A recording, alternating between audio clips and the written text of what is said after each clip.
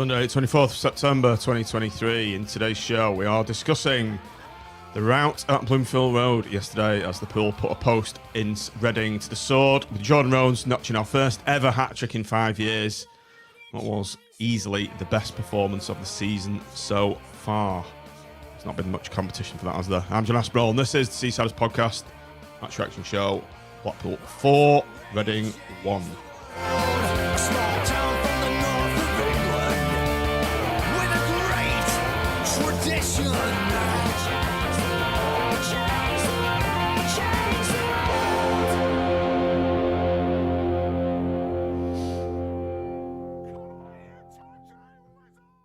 Good evening, everybody. Welcome back to the Seasiders Podcast Match Reaction Show on a Sunday evening. I think this is going to be our most positive show of the season, and it won't be very positive unless you all unmute very quickly. It's a race. Andy last out of the traps. I specifically told them in the green room, make sure you all unmute when we start. Nobody listens. No professionalism, is there, John? No. I was listening. Right, everybody. Welcome to the stream, everybody. Thanks for joining us in the comments. Sorry we couldn't be here last weekend, but there were accentuating circumstances. Tim, is that the word? Extenuating. Yeah, that's the one. So welcome. Nemo's just said, Mitch, can you let Mitch talk about Kouassi all night? Well, Nemo, I would let Mitch talk about his new love. However, I have said to the guys, let's try and keep it on an hour this evening as a youngster. I need to get to bed, but I will let him wax lyrical for a reasonable amount of time. No monologues, though, Mitch. Well, the Gary shirt's in the bin. We've got a new... all down to Club Killian. What a difference he made, eh? What a difference. I've got a Kylian Mbappe, never mind. Kylian Kouassi. He's better than Mbappe. Doesn't it fully validate in your Mitch's stat attack section about we don't want to dig out Beasley out too much, but it really does hit home and validate what you were saying stat-wise about Beasley v Medine. You need to do you need to do Medine v Kouassi once he's sort of 10, 15 games in, perhaps. Well, I was thinking before that I think he might be, an all-time great because he's kind of what you get if you crossed Armand with Gary Medine, isn't he? And that's just a wonderful, if you got both of them together, you'd end up with Kouassi, and that's just a wonderful idea. I watched his post-match on Tangerine TV. I was expecting him to be French, and he sounds like he's from South London. Yeah, no, he's just a South London boy, isn't he? He was sweet, actually. That he was. I think the backstory is that he's just shocked to be here. I don't think he was. Well, I've got it on reasonable authority that he put himself up for trial, or his agent put him up for trial, and he came to play a behind closed door game. And he didn't do an awful lot in it, but obviously someone in the club, I presume Critchley, has watched it and thought, yep, I can work with that. He's got something. And, fair play. I think we should start straight off by saying fair play to them. We've slated the recruitment often enough, but to get someone who has that impact on a free after being released by a League Two club, and then for him to come in a division higher and make such an impact, that's masterful recruitment, isn't it? Critch did actually say, again, on Tangerine TV, they're not sponsoring us. He did, I think he was kind of questioned on there by the interviewer saying, are you surprised at how well he did on his debut? And he said no, because we've more or less produced a full dossier on him. It's not been a flash in the pan signing. They've done thorough research on the player and they've obviously liked what they've seen. So, yeah, big up the recruitment team there. Begs the question, why didn't it start a bit earlier? If that dossier is as good as it suggests. Can I just temper it a little bit? Like, he's got a lot to do yet, and it's one game in, and I don't want to burst any balloons on the subject or whatever, but he in the first 20 minutes, it was obvious he was reactive to situations rather than proactive, if you get what I mean. And he wasn't seeing things as quickly as you might see it. That said, he gave us a physical presence that they were struggling to deal with, and in the end, he came out of it really well. Has anyone seen this name that's been bandied around for him? Little Big Lad. Well, Little Big Man was the name I heard, Bob. Little Big Man. That's me and Raggy. That it's because I said we'll get the big lad. Raggy said, "Oh, he's only 5'7," because that's what he says on his Wikipedia page. And I said to Raggy, "Oh, right. Well, he looked big at Barrow, because if you remember, he trotted out at Barrow with the rest of the squad. He looked big, but I must be, my eyes must have been deceiving me. So then, henceforth, I've called him the Little Big Lad. But then he is a big lad, but he's not little big lad." He's not very good at this height thing, Raggy, is he? Didn't he say that Yates was 6'2" or something?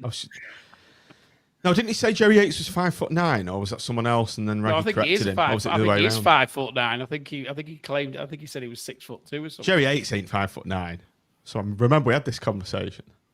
I can say there's no definitive place anywhere where it says how big Kouassi is. It just says on his Wikipedia page that he's 5'7", which he obviously isn't. Oh, is he? Yeah. And he's 0 centimeters tall on all the stats sites because they obviously haven't got his data. They will have now. Given your new stat attack sections, Mitch, I think you're the man to go and correct these Wikipedia anomalies. I thought you were going to say I'm the man to go and measure him up then. Well, no. That'd be a bit weird, wouldn't it? It would be with my little tailor's tape measure and all that. Be worried when you go for the inside leg, mate. Suits you, sir. Oh. It's like with Gary Medine. I was your biggest fan, but now Killian Kouassi, I'm your biggest fan. I've been telling the cat he's got a new name. Killian. The Beast of Bloomfield Road. I like that one, Chris. So yeah, Killian Kouassi was the big shock when the team sheets were read out. Grimshaw, Pennington, Casey, Husband, Hamilton, Virtue, Norburn, Dougal, Dale, Rhodes, and Kouassi. So Kouassi in, Dale in, Virtue in, out, Beasley, Morgan, and Connolly. Tim, your thoughts up in the Moretti luxury area? I noticed you out on the what's balcony, it called? Yeah. The balcony, lording it up on the balcony as well. How did the half live? Yeah, well, I did. Anyway, the podcast group, I shoved it in there. But I did the Radio Lancs thing on Friday night with Andy Bays, and in the middle of the bit I was on, Andy was actually interviewing Critchley. He basically called him out on playing Callum Connolly left wing back. He basically said, "What are you doing?" And Critch sort of said, "Well, we're still trying to get the right mix." And did he call him out based on what you said, Tim, or no? He pre-interviewed him, so he'd obviously shoved it into the middle. But he'd called him out and said, "What the hell are you doing playing Callum Connolly left back?" And it was a bit of a sort of an ongoing topic of discussion even after I left. Now whether that influenced Critch at all, I don't know. I mean, he was defending Connolly, and Andy asked me about it. I said, "Look, we all think Connolly's a great player, but nobody other than Critchley would play him left wing back."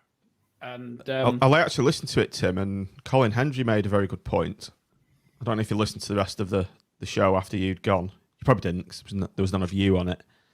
They cut out the sounds. So you can't. Right, okay. So basically, Colin Hendry was saying it's all very well and good that Blackpool have got this lad Callum Connolly who's prepared to play, here, there, and everywhere, but it's not good for him personally to be not nailing down his preferred position. It's not good for him. It's not good for his career. I think it was quite a good point. Yeah. I quite liked what Colin Hendry was saying on there, actually. I know there's some other people noticed that said came out with some positives about his contribution. So, but yeah, so my immediate thoughts when I saw the team were, we're back with this three again. And obviously we were trying to work it out, but assuming he was leaving CJ on the right Dale was the left wing back, which was interesting. So that was probably the first thing I noticed. And if I'm cards on the table as well, I also thought I was a bit surprised that Dembele wasn't getting a start. I thought, I think we spoke about this, didn't we, on the Thursday night pod? I think we all sort of felt Dembele was perhaps justified a start ahead of Kouassi probably. So, being perfectly frank, I was quite surprised Dale was the left wing back, but I was glad to see that it wasn't Connolly, and I was also a little bit disappointed that Dembele wasn't starting. But otherwise, I was reasonably happy with what I saw, you just wanted. I just wanted us to take the handbrake off. I've again, not harking back to the Friday night thing, but I said then I felt we've been playing with the handbrake on all season because most of us think we've got a decent squad, and most of us think that we haven't been attacking enough.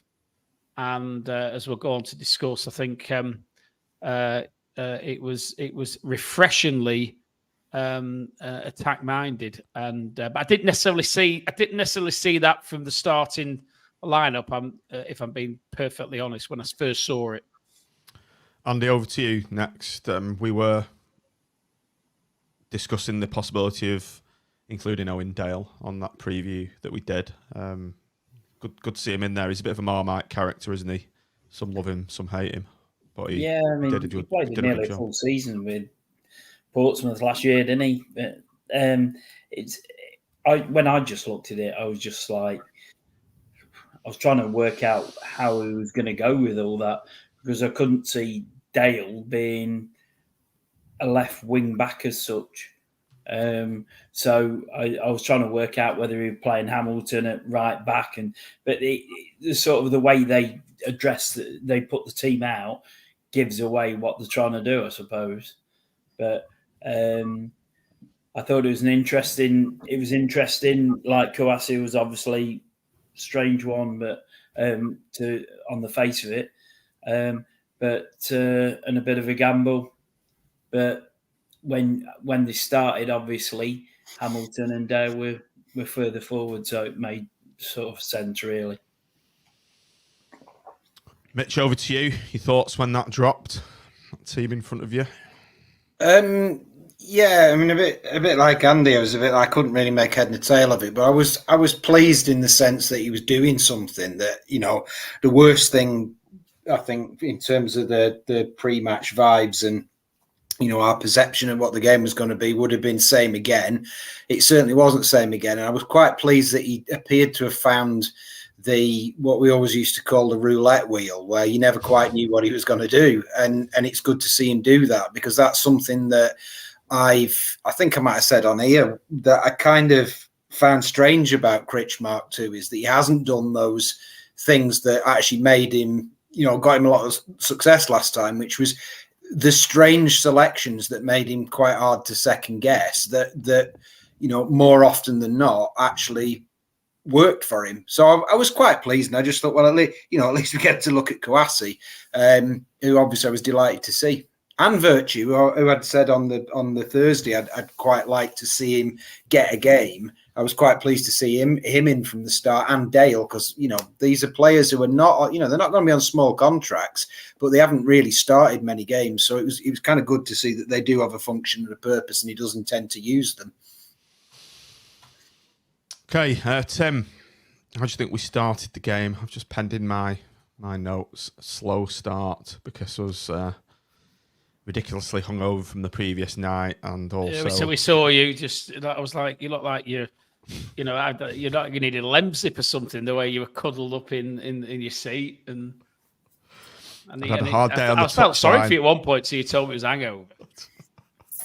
I looked at myself in the mirror. I was kind of white, so I'd only had about 5 or 6 pints the night before. Well, I say only, but I had to get up and obviously do the Polton coaching as well. I remember feeling rough on the touchline, going, "Oh God!" So, yeah, I was like huddled under a blanket almost, and yeah, the first 10-15 minutes sort of. It was a bit. It was a bit bitty, wasn't it? And and. Yeah. I, I was felt sorry for you at one point, so you told me it was hangover. and you know, to be honest, I can't remember much about. It was a bit.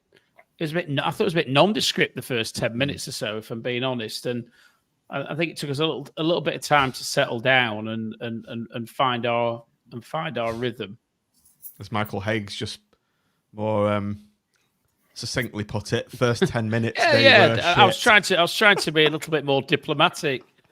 Liv and Kev, that is, of course. So Richard Coburn thought Reading were quicker out of the blocks. It's a fair shout. Yeah, I quite like their number 9 actually. He quite impressed me all game. Really, I thought he had good feet, and I seem to remember. I think he had one half decent chance during that period as well. So, yeah, I think you'd still say if you were watching it sort of 10 or 15 minutes in, you'd have probably still thought jury out on team selection, really, wouldn't you? Yeah, very much.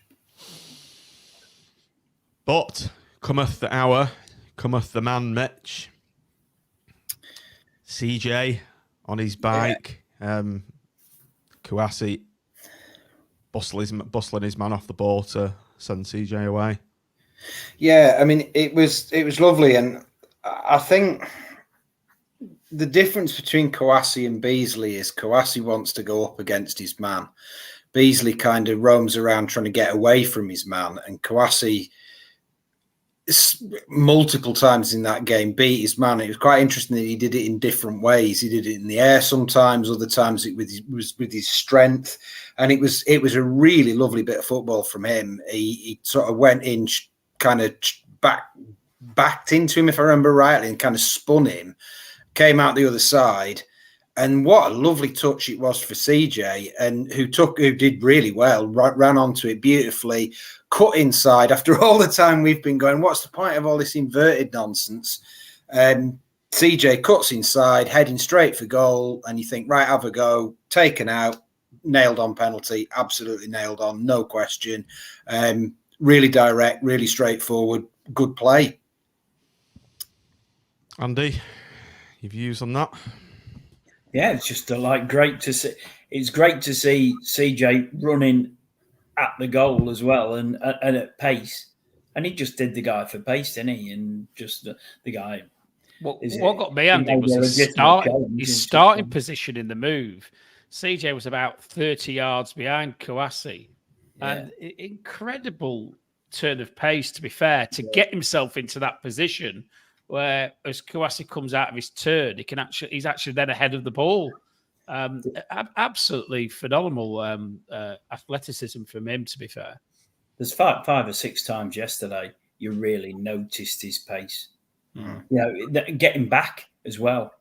You know, when he was chasing back, but he was obviously the quickest player on the pitch yesterday, and it really showed. And like the thing on the penalty that where I was most surprised was, like, it wasn't a horrendous challenge, was it, or anything, but he was heading towards goal, I thought, and he didn't yellow card or red card him, so I was just like a bit confused. But he didn't want to get the cards out all day, did he? Really, it was a bit a lenient ref. Mm. Yeah, you're right, because there was almost like a muted off around us, and then I was surprised that I hadn't really thought back on this. I'm actually, now you say it, I'm surprised that he didn't at least get that yellow. Yeah. The pen itself, Mitch, there was a bit of a heart in mouth moment in front of you when you saw the keeper get his hands to it. Yeah, well, honestly, my first thought was, right, come on, Jerry. And then I thought, oh, no, hang on, he's not here anymore. I genuinely thought that for about a split second. I thought, well, right, here we go. And obviously, you'd back Rhodes. He's scored about 5,000 goals in his career. So I thought, all right, this will be all right. And then it really was. He didn't see. When I've watched it back, he actually hits it harder than it seemed in the ground at the time. I don't know if it was the fact the keeper got his hand to it made it look like it, but he certainly doesn't blast it, does he? And it just creeps inside the post. I think it actually kisses the inside of the post. And then goes back in. And it was an odd one because it kind of was. It was sort of the moment of CJ running through was like one of them off your seat moments. And then we waited for ages. It seemed like we waited for ages. And then the penalty itself only just dribbled in. So it was kind of, I don't know if anybody else found this. It was kind of an odd celebration. It was kind of a bit muted compared to what you normally would be. You normally would get for the keeper. The keeper was quite frustrated with himself, wasn't he? You saw him afterwards in the as we were peeling off to celebrate, and he was like almost like stamping his feet, thinking because he knew how close he was to actually saving it. It was a feature actually of Rhodes' finishing yesterday. Like all 3 goals were right in the corner. Yeah. So it just shows you what a goal scorer is, I suppose. Something we've not had since the days of Kevin Phillips. I'd like to. Didn't have to hit him hard, did he? He just made sure they were right in the corner, all 3. Okay, let's move on to the next goal. Isn't it good to say this? Let's move on to the next goal. Because we've got so many to go through. That's very slim pickings this year. I have the opportunity to say this. I'm glad I have. Mitch in front of you, obviously down your end near where you sit, leapt like a salmon, didn't he? It was just a goal from heaven. That header was outstanding. But I'll do the move. So Dale takes a corner, it pings out. Norburn does really well, takes it down and just spreads the ball out wide. Absolutely lovely sort of first time touch. Dale puts it in again. Lovely, lovely ball. And his crossing was excellent all afternoon. His corners were good. His crosses were good. His delivery in the box was really good. But Kouassi had a lot to do, and he timed the leap. But the power he gets on that header, it's a top corner header from the far post. It was just brilliant. And you'll obviously remember, because you were with me, the It's Medine moment at Huddersfield. I was just bouncing up and down at the back of Block U, just telling random people, "Did you see that? Did you see that?" It was just a fantastic header, and it's those goals feel like, I don't know whether it's just nostalgia for sort of our childhood era of football, but those goals seem like, that's the kind of goals that strikers used to score every week, but you don't see them very often now. A good cross and a really well-timed leap and header, and it was brilliant. And afterwards, he just looked for a split second like he couldn't believe it had happened. He just sort of stood there like, "Wow, I've scored! Unbelievable!" And come over to the corner. He'd come over to the corner, and he looked. Yeah.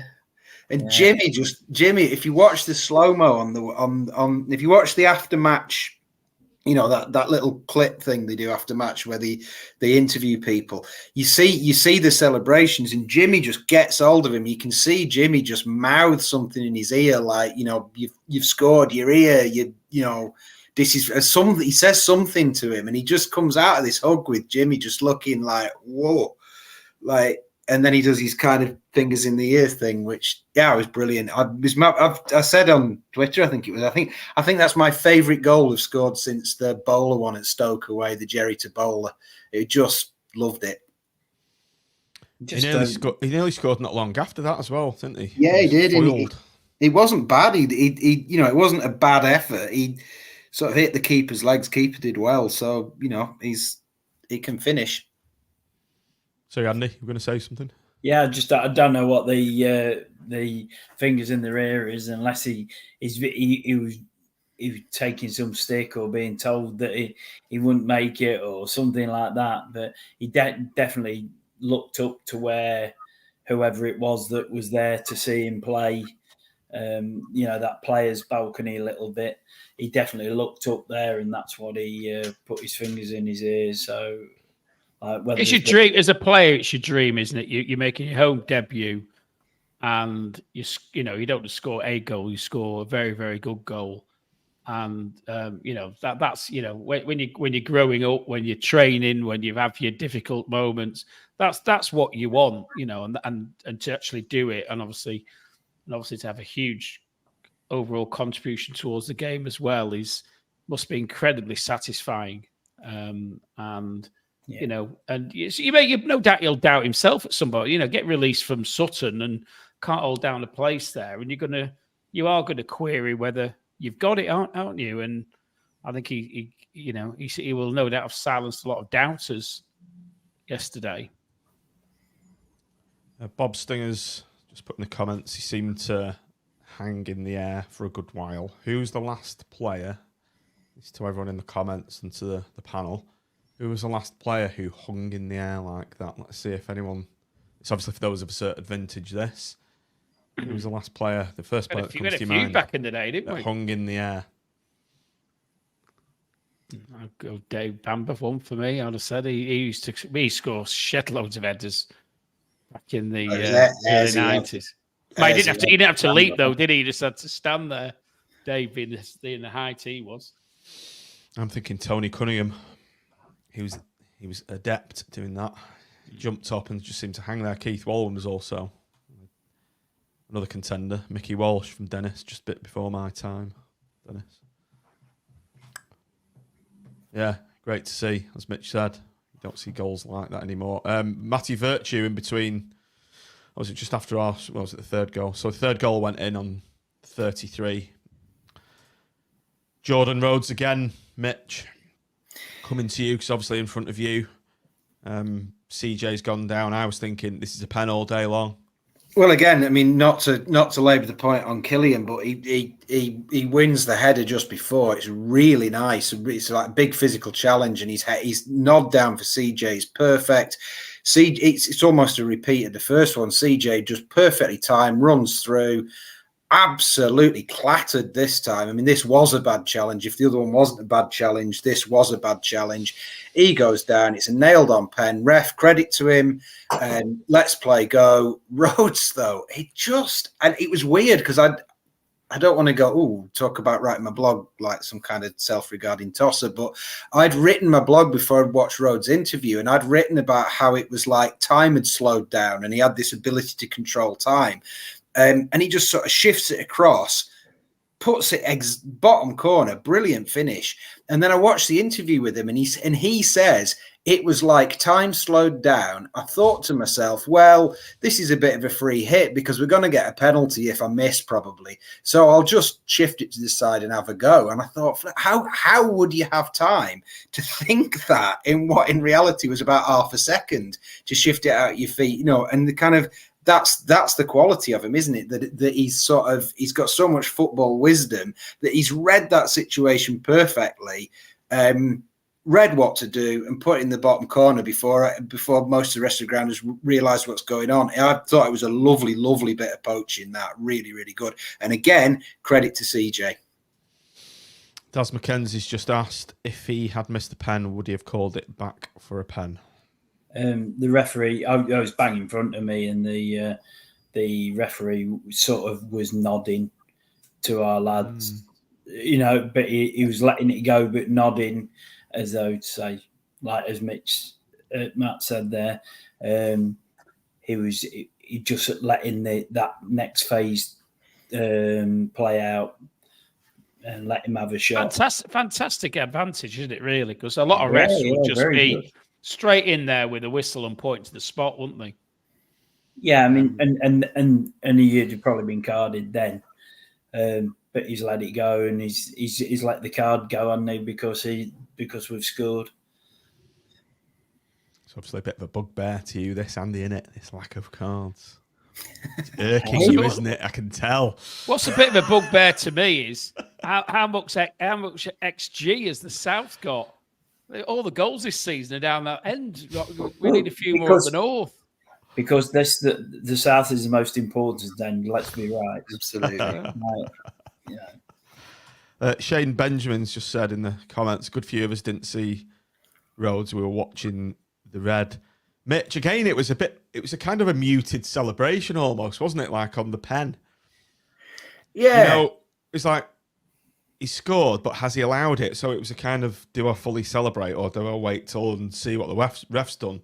Yeah, but it was like Shane says, it was a really strange one because you kind of you were halfway through shouting penalty, box 8, whatever, and then the ball's in the net, and yeah, like you say, you kind of do a jump up and down, or is he going to blow? Is it going to come back? And Yeah, it was odd. It was almost a little bit like what I imagine it must be like being at the game with VAR, where you don't quite know whether it's going to get given or not, or are they going to pull it back if it's a bit dicey. It was a bit like that. But yeah, and I mean, CJ was hurt off that challenge. If you watch back, he doesn't get up till they've been celebrating for about 15 seconds. Then eventually, poor old CJ limps over and they all go, well done, mate. Do you know, I noticed Kouassi kind of just walk over him and just join in the celebrations in front of the Southwest rather than say, CJ, you all right? Good job he didn't stand on him, innit? But going back to Matt's point about strikers, I heard, I don't know who it was last year, one of the managers saying we've got to, we were spending the time with the young striker and he was snatching his chances and we were trying to get him to slow down before he shot. Just slow down and just take a touch of thinking time before you shoot, and then suddenly started hitting goals. And so it's something that good strikers do, I think. Daz McKenzie with a thought-provoking point there. Class player, improvement on Jerry. I think from goals scored, he may well be. He's a better finisher than Jerry. I don't know whether he's a different player in the way that he approaches. Obviously, Jerry's it was all about the press and closing people down and nicking chances. But you can tell Jordan's played at a good level. He creates space for himself. He brings other players into the play, and listen, he made Beasley play better when they've played together. But I think, and I think him and Kouassi were fantastic together. But you've got a guy there with a shed load of experience, and anybody who plays them, I think this season he's going to improve them. Okay, on to the second half. We've gone in 3-0 at half time. Just say about the Matty Virtue shot, John. Okay. The volley. Yeah. I mean, I think his performance deserved a goal, to be fair. And he's if that had gone in, we'd have been like off our seats. Like literally, that it'd have been like a beautiful goal, wouldn't it, if it had gone in? And he was unlucky with that one as well, that the ref took off his feet. When we had about 5 corners in a row and it dropped to him, and you could see he was lining up a Virtue sort of out the box shot, and the ref just ran in and took it off him. Totally agree, Andy. I think the midfield three seemed to blend very well together all game, to be honest. I think Noburn looked a better player yesterday. Kenny, I think, had the best first half he's had all season, and all three of them. I mean, you look around the team, and to be fair, there aren't many players who didn't probably get close to their best performance of the season. Because I thought the back three did extremely well together, but that midfield three seemed to work. We'd written off Virtue as well, so it's almost like having a new player. Yeah, some of us hadn't on Thursday, John. Some of us hadn't. But we had asked for Dougal and we'd asked for Dougal and Noburn together, hadn't we? And we thought that would be definitely more solid having them two together, and then someone playing off them, if you like, as the third, and that definitely worked. I think with Virtue, you kind of forget, don't you? Because it's God knows how long since he's actually played regular football for us. He's either been injured or sort of coming back from injury and then getting injured again, or on loan at Lincoln.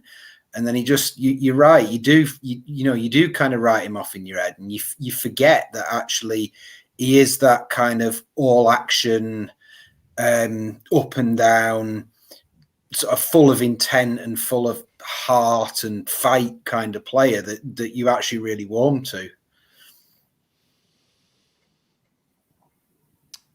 Second half started with a bang. Jordan Rhodes completing his hat-trick, Tim, in front of the North. Let you take this one. Yeah. Looks like he scuffed it. Maybe. I think there was good work again from Kouassi, wasn't he? Who'd won the header. We were a little bit fortunate that we got it back. I mean, there was a bit of a feature of the game. I thought Reading seemed to surrender possession incredibly easy. A number of times they kicked the ball out into touch, and they also got sort of pushed off the ball relatively easily. We saw that with our first goal, and we also saw it with this one as well. And it was actually Matty, wasn't it? Matty Virtue sort of got hold of the ball. Threaded it through to Jordan.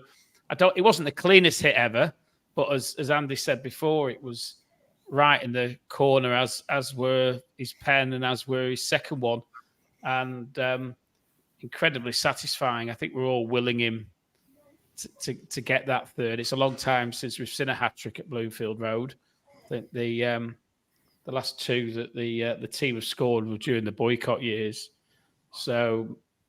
Most players didn't get a chance. Most fans didn't get a chance to see that.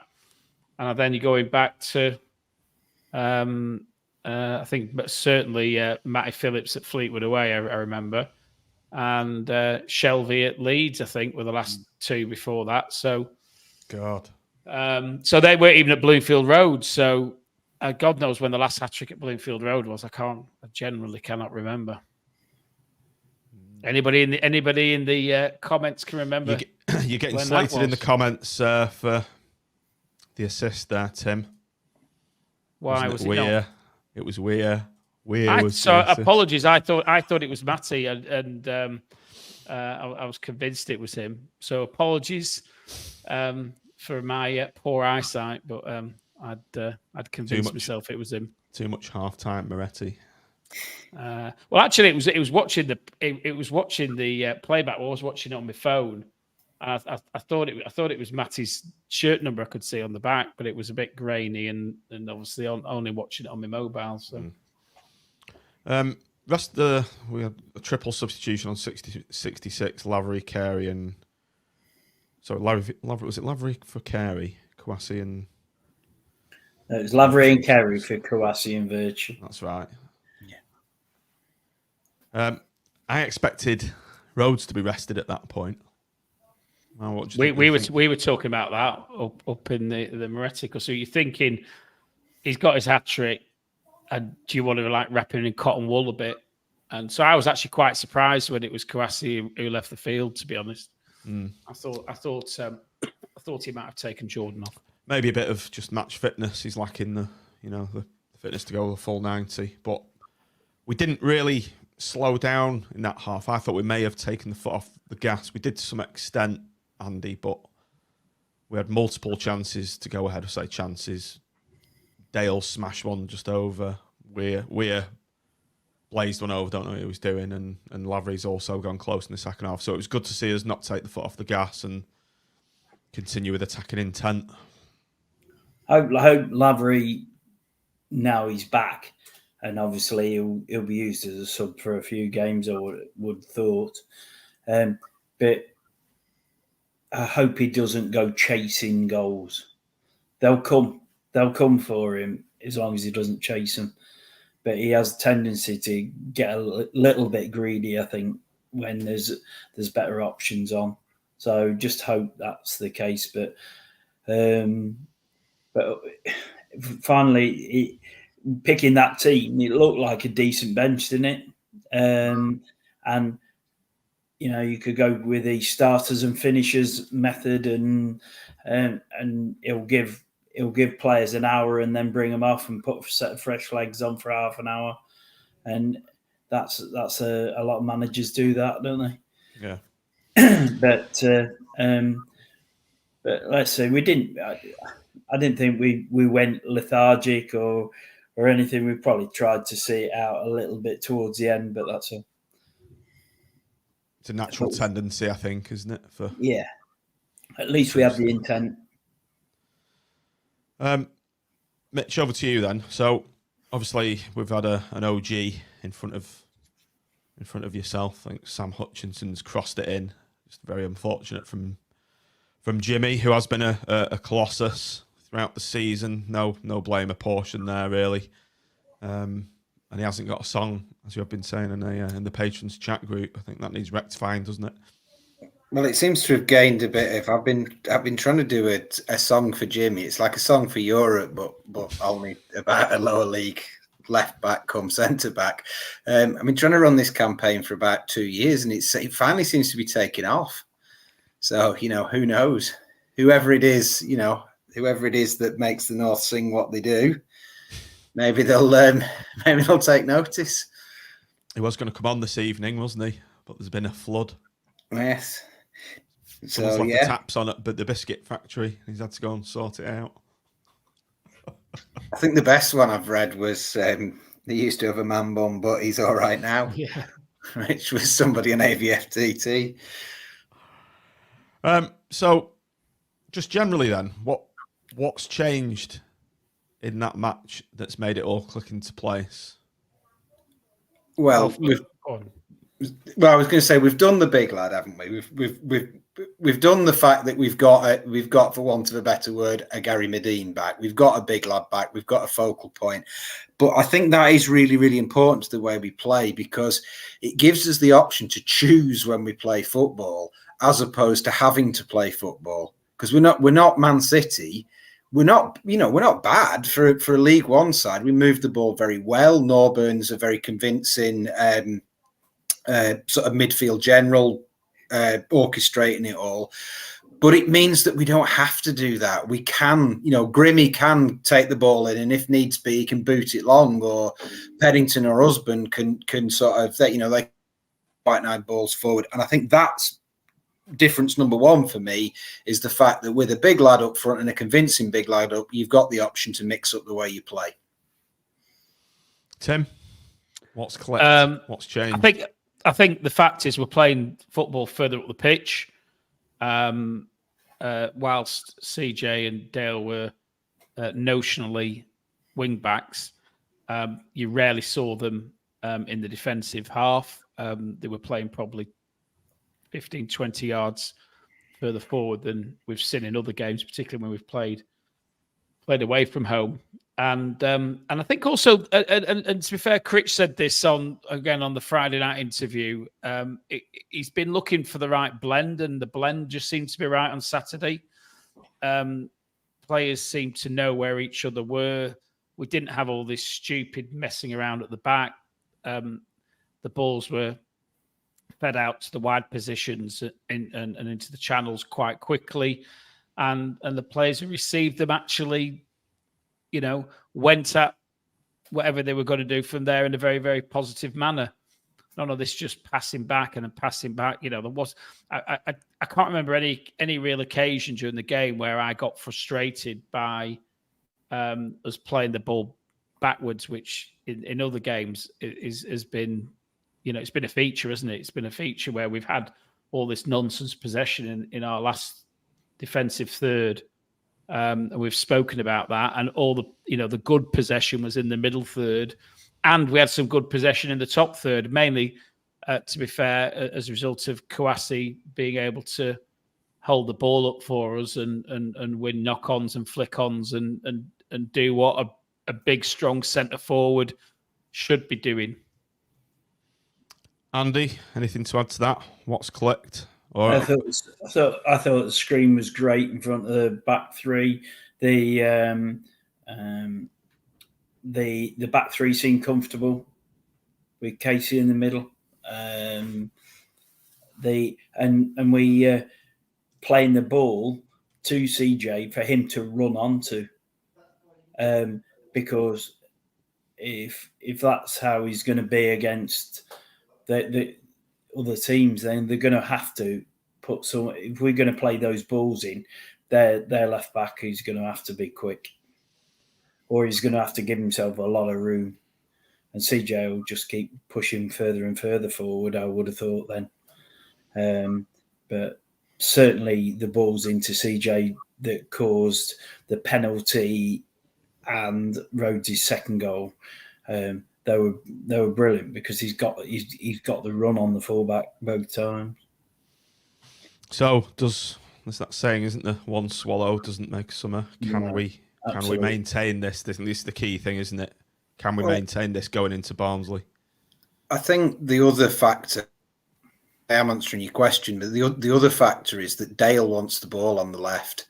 That CJ running on it, and Dale wants the ball on the left, and then you've got, if you think, you said in the last pod about Norburn getting forward more, and I said I don't think Norburn does get him forward, and actually he didn't really get forward particularly, but he had such more of an attacking influence on the game because he could pass either way. He could exchange with the midfield, but he could go to the left, he could go to the right, and Connolly just doesn't want the ball because he doesn't want to go to the byline. He doesn't want to take people on. He doesn't want to do those little tricks and step overs that Dale does because that's not the footballer he is. It's not criticism of Connolly. It's just not what he wants to do when he's playing football. He wants to put in crunching tackles and win headers and things. Whereas Dale, he wants it. That's his whole reason for being a footballer, is to take on players and get crosses in the box. And I think that also made a difference. And I think what it looked like, Reading were very, very poor. They were very bad. They were as bad as I've seen for a long time. But nonetheless, we absolutely wiped the floor with them in stages of that game. But at the end of the first half, we were basically walking around with that dominant. And that gives me hope that the balance of the team and the complete dominance with which we played makes me think that we can replicate some of that we should have learned something from that about what this team is, what they want to do, how they enjoy playing, what works for them. So whether we'll do it at Barnsley, I don't know, but I think we've learned something there about future games. And Dale scored at Barnsley last time he played there for us. Good goal too. Nice statistic. Listen, we say Reading were poor, and they were poor on the day, but they won 9-0 midweek, and they beat Bolton last Saturday. Yeah. So, maybe we did make them, look worse than they actually are. The stats. I just think let's get to the stats because this is unbelievable. Wait till you see this. That's big enough, isn't it? We've banged on quite a bit about pointless possession in your own half. Reading 59% of the ball, 41% of ours. But just take a look at that XG column. 2.59 for Blackpool. Wow. 17 shots, 5 big chances, 2 big chances missed. They are really standout stats for me. I've never seen anything that high from Blackpool this season, or probably not even last season. So that's it's a real positive to take into the next game. Let's just hope we can maintain that momentum. And even when you look at their passing accuracy is better, but where the reason why our accuracy might be down a little bit is that we're trying to play forward balls and to put people through. And so in order to do that, you've got to take a chance. And sometimes those passes won't come off.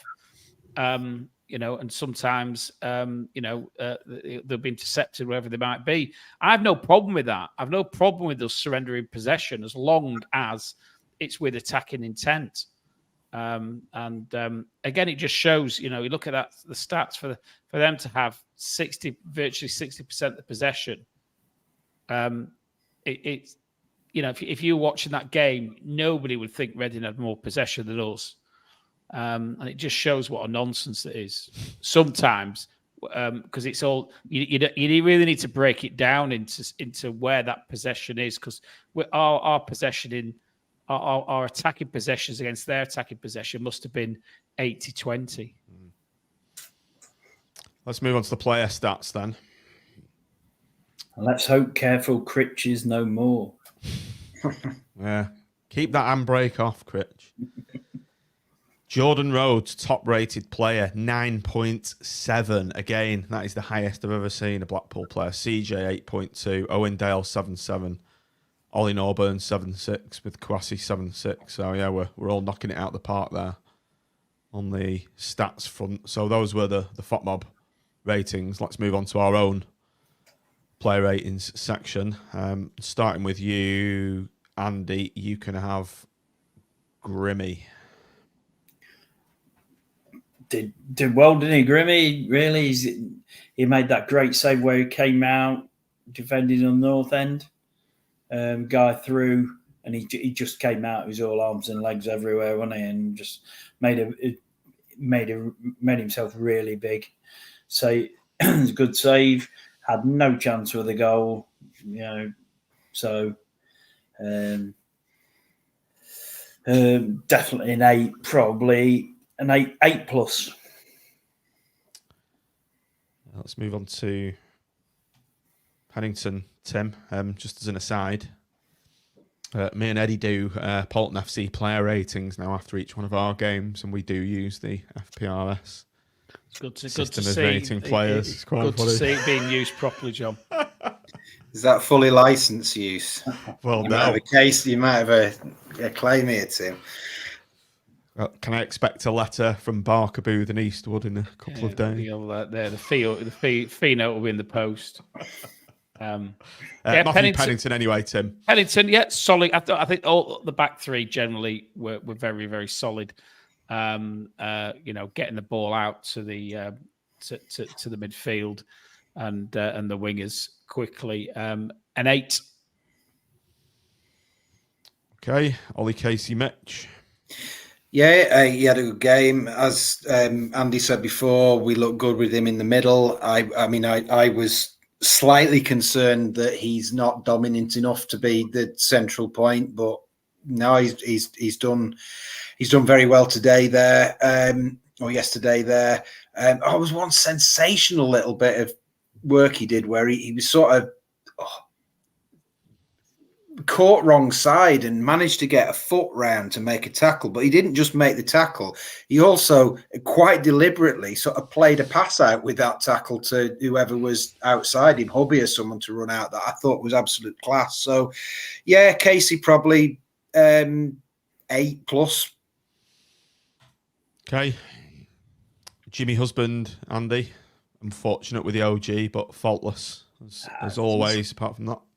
Could do nothing with a goal. Absolutely nothing. You've got to get something on it. It's just a freak. It's just a complete freak. That, and we all love him, don't we? And I think we've all agreed that he's probably our player of the season so far. 8 plus, just good, really good at the minute. I noticed on the extended highlights video, Andy, that I heard that the Reading fans were singing "We're going to win 5-4" after that goal went in. I don't know if you heard it from the south. Couldn't hear it from where we were. I chuckled to myself at that. I think we sang similar, didn't we, at Arsenal when they made it 6-0. Many moons ago, eh? Yeah, many moons. Ole, CJ, Tim. CJ. Yeah, it's making me eat my words in the home games at the moment, isn't he? It is. And listen, and that's great. That's what I want. I think it was an all-action performance by him. He really showed his value. He showed his pace. He showed his desire, and had a tremendous impact on the game. I'm going to give him a 9. Wow. I never thought I'd. Neither did I. The number 9 and CJ coming from your lips, Tim. There you go. Well deserved. Matty Virtue, Mitch. Yeah, well, we've touched on Virtue before. I think what I really enjoy about watching Virtue play is he's very forward thinking in the way he plays, but he doesn't really overcomplicate it. He's not an indulgent player. He never really tries to take the limelight for himself. He just moves the ball on effectively, quickly.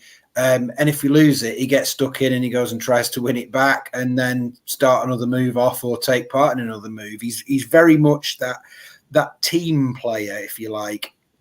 And I agree. Another player that we'd written off almost this season. Yeah, absolutely. I mean, I've said on the pod, we're a team of Matty Virtues, and what's the point of having 7 of them? And actually, he's done very, very well in that game, and I think he's going to be that midfield 3. I think what Tim said before about how we were taking more risks with the way we passed is because we've got that solid 3 in midfield and we can win the ball back, and Virtue is part of that. So yeah, Virtue 8. Oh, God, 8++. I'd give him maybe not quite a 9, but very good game. I'm sorry, that number is not within the parameters Well, of 8 the plus FPRS. 8+. You also will be receiving a warning letter from BBE Law For using the FPRS misusing it. Yes, my rights will be withdrawn. Okay, Andy, Ollie Norburn. The Rolls Royce was purring again. I won't be making the same mistake again. I used up all my warnings with the Oyston. So. Norburn, just there's a period in the game. He's just class, isn't he? But there's a period in the game where Sharpie turned around to me and said, "How much rubbish does he clean up?" And exactly that. He just mops up around the in front of the back three, and he's just very good at it. His passing's very, very good. And he keeps the ball, and he started to move the ball quicker. The ball is moving quicker than it was towards the start of the season when we were drawing 0-0, and there was too much, like Tim said, there was too much passing for passing's sake, and there was no intent to our passing. Now there's an intent to it, and he's good. He's very, very good. Torn between an 8+ and a 9-, but I'll go 8+. And you can't go 8++, so you have to stick with 8+. No, I won't go 8++. I promise you. In my defence, I actually forgot about the 9- option. Underused, to be fair. Underrated, I think. Yeah. Ollie Norburn, Tim, playing without the shackles on. I think this man, Kenny Dougal, allows him to play without those shackles and as much responsibility on his shoulders. So yeah, it's a pity he got injured, Kenny, because I hope it's only a little knock, because I thought he was superb in that first half. It's the Kenny we all want to see. Really, really, really pleased with that performance. I'm going to give him an 8, and it's only because it was half a game. I think if he'd played like that for a full 90, he'd have been pushed up to a 9. But very, very encouraging, as all three of them were. So excellent.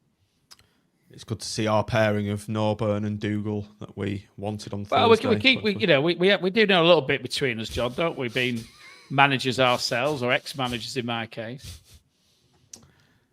I'm actually doing my UEFA C licence in a couple of months. So I might have some slight idea of what I'm doing rather than just winging it. Polton FC's very own Owen Dale up next. There's a lot of Liverpool and Man United supporters in our managers group chat, and they're all going, "Who's this Owen Dale?" Grinds my gears. Get him told, John. Owen Dale, Mitch. Yeah, I thought Dale had an excellent game. If you remember from my stat diarrhea or stat vomit in the last pod, one of the stat things attack. One of the things I'd said was that that's not the quite the marketing slogan, is it? But anyway, one of the things I'd said was that Callum Connolly hadn't managed a successful cross all season.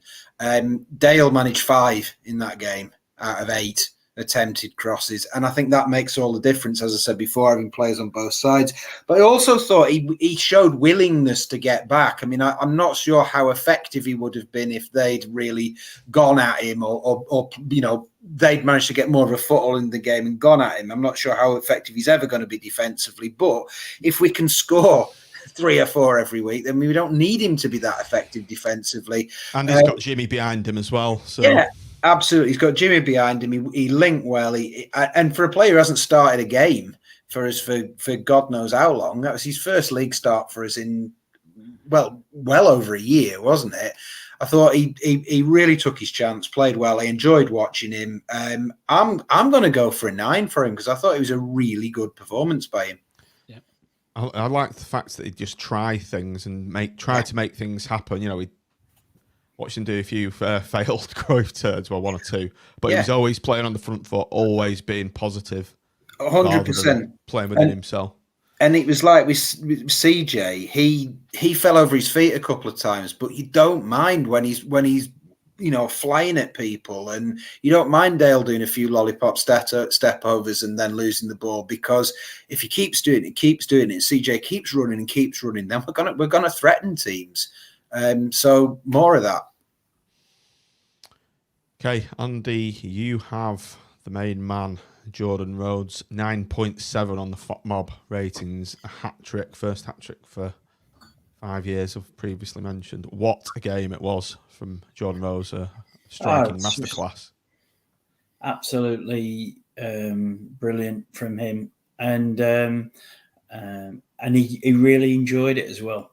And you could tell when he was scoring his goals, especially his second one, how much enjoyment he's getting out of it. And I think maybe when he was sitting there on the bench at Huddersfield or not getting a game at all, he's probably questioning whether he can actually still do it. And now he's come in and it's starting to happen for him. And you got to be chuffed for him. Looks $1 million at the minute, doesn't he? So torn between a 9+ and a 10, but he's got a hat trick, hasn't he? He's got a hat trick. It's got to be a 10. Anything less than a 10 is a disgrace. Yeah, got to be a 10. We've got enough disgraces on this podcast, and I hope don't want any more. I hope to God that he's got a few more 10s in him yet, because he could score a hatful in this league if he stays fit. Okay, as I furiously just typed Kylian Kouassi onto the player name banners, Tim, you can wax lyrical about the new little big man and his brilliant debut.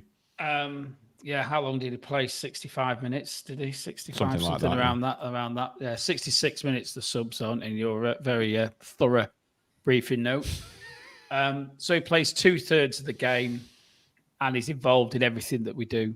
He starts the move for the first goal. He scores the second goal. He is heavily involved in the third, and again he's won the header that starts the move for the fourth. So you do wonder what else he could really have done. I think for a young player who's not really played at this level, he's taken the chance that he's been given, and he's going to hopefully, it's not a one-off, hopefully he's going to keep doing it. Obviously consistency, and he's got a strike partner there who has in bygone years has been Mr. Consistent for scoring for Blackburn and for Huddersfield week in, week out, and he needs to look at him and think, and no doubt he will look at him and learn from him, and hopefully he's going to have a massive impact this season. I was umming and ahhing a little bit like Andy, but I think there's only one score you can give a player who has that impact on their home debut, and that's a 10. I think it's fair. 2 10s. Yeah. I nearly gave him a 9+, and I thought, hang on a minute, it's his debut, and he's been involved in everything. He's made such a massive impact, not just these goals, he's just all round. I don't think he couldn't have done anything else. I was just felt like, I used to bang on when Medine was it. You may have escaped attention. I quite liked Gary Medine, but I used to bang on saying, Medine's experience up front and what he brings and what a difficult position it is to play as a target man. And we talked about Beasley, how he's 26 and he's still not that experienced. Kouassi, he looked like he'd played about 300 games as a target man in some of that football. So the way he read some of those situations was remarkable for a 20-year-old lad, out of just above non-league football. Remarkable. Again, we'd written him off as well, hadn't we? From just looking at the deal and the he's thinking scored 2 in 42 for Sutton. Yeah. Let's hope he continues. Okay, one more item just before we sign off. Let me get that. Manager rating. Yeah, manager Scoring rating. Rich. Oh, actually, man of the match. Sorry, man of the match. This is a tough one. Very tough. Which of the 10s do we pick? I think it's got to be Jordan Rhodes for his hat trick, but Has to be. a cigarette paper between them, isn't it? Has to be. I would give it right. I'll argue. I'd give it Killian because I think had Killian not played that game and had those headers not been won and had he not muscled the lad out the way and played it to CJ and so on and so forth, you can't see the goals scoring. We wouldn't say Labs had played instead of Rhodes. Labs probably wouldn't have scored a hat trick, but he might have got two. We still won the game. But I think if you take Killian out of the team, I think you suddenly see a greater hole in the team. The rest of you can go for Rhodes, and then we can. I'm with you. I was going to give it. Kouassi before your little monologue there, and that's just convinced me. And in fact, I think it should carry the casting vote. It was that good. Like, I'll go the other way, and I'll go Rhodes. Like, when was the last person that scored a hat-trick for us at Bloomfield Road? And I think it's a no-brainer from that side. I'm with Andy. You're not getting man of the match if you've scored a hat-trick. Sorry, Killian, but you were superb as well. So you can have the reserve man of the match award. When he scores a hat-trick at Barnsley, he can have the match ball and the man of the match. Phil Ormby's pulled it out of the bag there, saying, it will mean more to Killian than it will to Jordan. So, oh yeah, Jordan's had so many hat tricks in his career, hasn't he? He's blasé man of the match awards, gets them all the time. Hat tricks, yeah. Go on, Killian, you can have mine as well. You see, he's compare the two after match interviews. Killian looks like he's about to burst into tears of joy, and Jordan Rhodes just goes, "Yeah, it was nice to score a hat trick. Anyway, we're playing Barnsley next week." It's so just. I'm sure it would, Phil. I'm sure it would. Manager rating. Big up Critch. He's finally changed tactic. Not put Callum Connolly as left wing back. And what a change. What a difference. What an experience being at Bloomfield Road. Ridiculously hungover and not being depressed is a tough nut to crack, but he's done it. Incredible. I think we've used the expression handbrake off a couple of times now, and that's really what we've seen. And I think, hopefully the penny's dropping that we have got a squad that's capable of getting promoted from this league, and we need to let them play football, not just keep possession. So I think I'd said on Thursday night, I was starting to feel a bit foolish with my prediction, and when you see them play like that, I realise that we have got it in. We have got it in us. Whether we've got enough to win the leagues is another matter, but we've most certainly got the players who, on the day, are the best team in the division, and they were yesterday. I don't think anybody. I think would have, it'd have taken a good team to stay with us yesterday, and I don't think Reading were that bad. I think we pressured them and we made them make mistakes. And I just hope when we go to Barnsley, we don't go all negative. We're only 4 points behind them with a game in hand, and they are 5th on 16 points. We're on 12. Game in hand on Exeter as well. Yeah. So. We haven't given him the score yet, anyway, have we? I'm going to give him an 8+. Well, I'll go higher. I'll give him a 9, just because he's taken risks. Playing Dale at wing back is a risk. Starting Kouassi was a risk. And he hasn't taken many risks since he's been here, and it was really good. And to be honest, it was almost like 3-3-4 the way we were playing. The wing backs were that flipping high up the pitch. It was a all round risk. Go at the opposition. Well done. I've given him plenty of stick over the last period, but he deserves a lot of credit for that. For me, 9. And just don't forget, we've got Jordan Gabriel to come back and Andy Lyons as well. Jordan Gabriel was literally holding the baby yesterday on the balcony. Oh, is it? His wife had a baby. And, Yeah, and Mark Joseph as well. Carl Joseph. Kyle Joseph, sorry. I was mixed up. We've got some real firepower waiting in the wings. Yeah. Joseph. Things are looking good. Look, as long as Critchley wants to attack, then we've got a chance, haven't we? But if he bloody reverts next week to his careful scenario, I think we'll all just implode. He needs to attack this league, and if he attacks this league, we've got a chance. We've got a chance. We've got Dembele as well.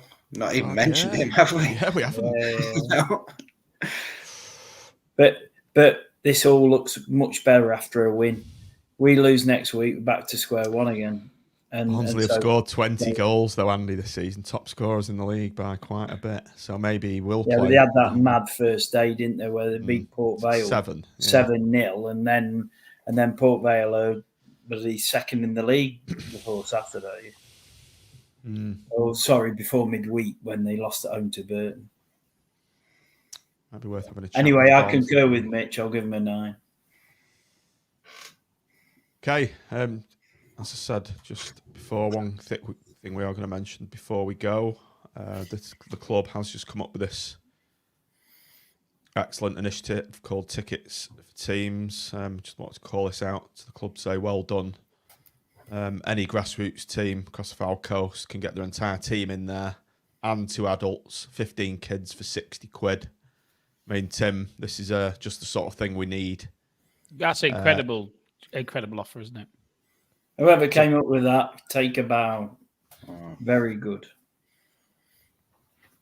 It's a great way to get the lads. Never mind Blackpool. It's a great way for the lads to bond as well, to go watch a game together. I did it, I think John's done it with his team. I did it with my teams in the past. BST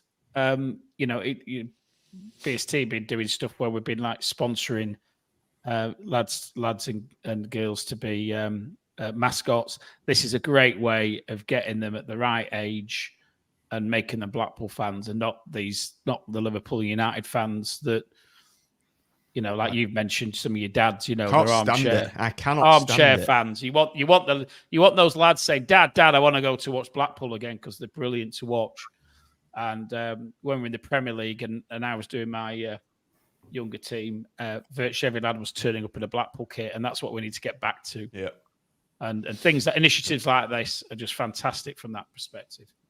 Because this is their impressionable period. They support when the 7 and 8 and 9 are the teams will support for the rest of their lives. Yeah, so big thumbs up to the club for that. Okay, right, on that note, I said let's just do a minute. Let's just do an hour. As ever, we've gone over onto an hour and 15. But I think there was a lot of positive to talk about today. And it is good speaking about positive things. Yeah, very good. Let's hope it continues at Barnsley next Saturday. May do a bit of a preview of that because I've got that new app I've written up and running with the player picks on. So you might do something before the game itself. Right, thanks for your company as always, gentlemen. Been a pleasure. If you are watching this on YouTube, do hit the like and subscribe button and all that bollocks. And all that remains to be said is thanks for watching, thanks for downloading, and up the pool. Up the pool. Up the pool.